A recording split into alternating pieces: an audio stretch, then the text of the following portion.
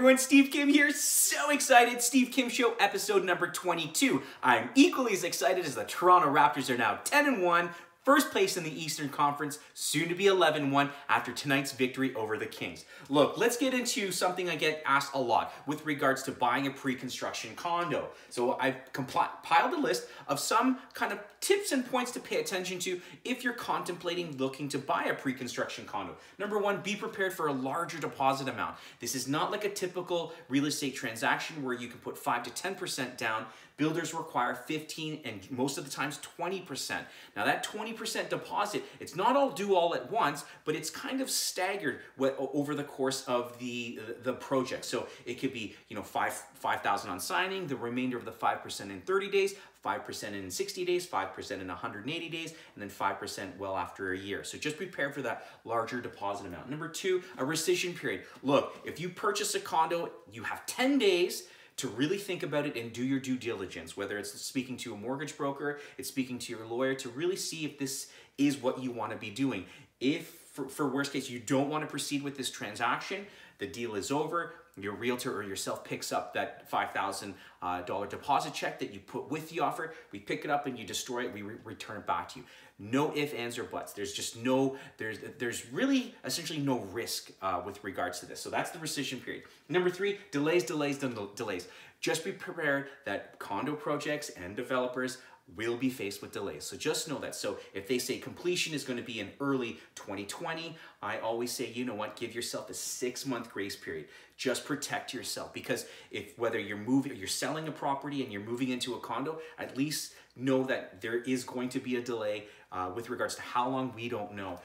Also, please check out Terrion's website, because it also talks about how many times a builder can delay a project and the number of days that they must give you in notice with regards to when occupancy is going to take place. So much so that Terrion's kind of itemized some really cool things, especially that you could be qualified to get $7,500 back from the builder if these delays continue to happen. Number four, interim occupancy versus final closing. This is something that I get asked a lot.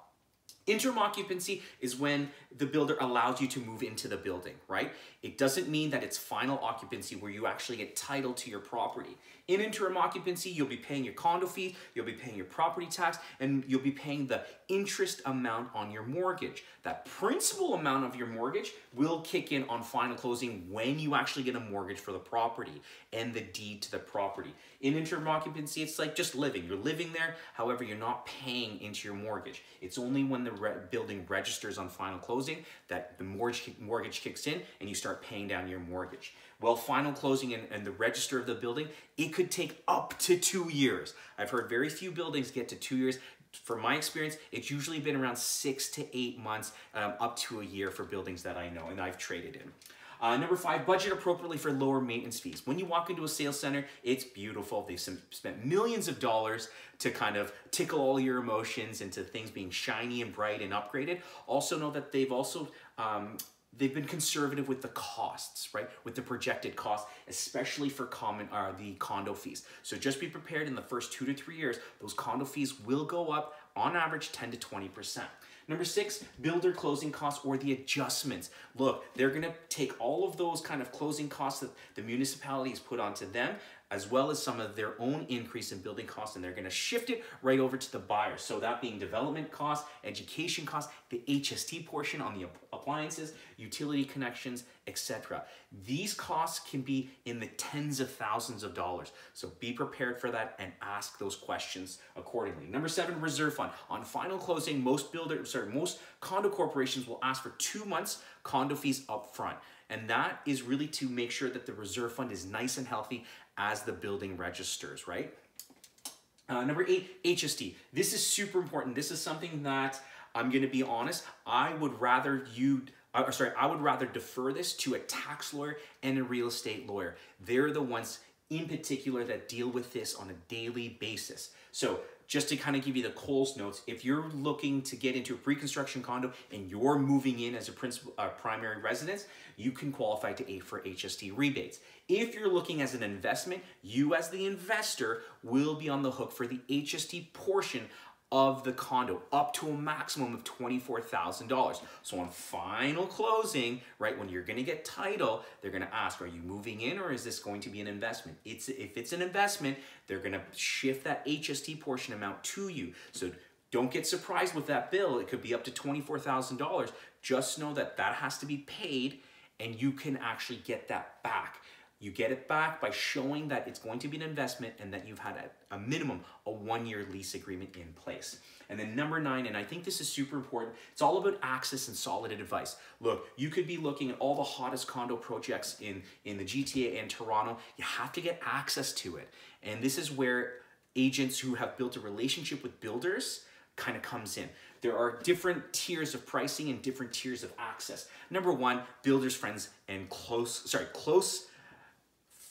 friends and family. They'll have first access, no ifs, ands, or buts. After that, it then gets sent to the platinum agents, right? The platinum agents have a little bit of a few more incentives with regards to higher upgrade packages, a reduced cost in parking, and then it goes to VIP access and then general access. One little tip I want to share with you, doesn't cost you a penny. If you are actually looking to go purchase a pre-construction condo and you have been able to actually secure a unit and find allocation without the help of a realtor, ask this question. You'd like the development fees and the levies to be capped and see what that price is going to be. Most realtors, good realtors, will be able to negotiate that price down and get you a few extra upgrades and bonus upgrade dollars, so on and so forth.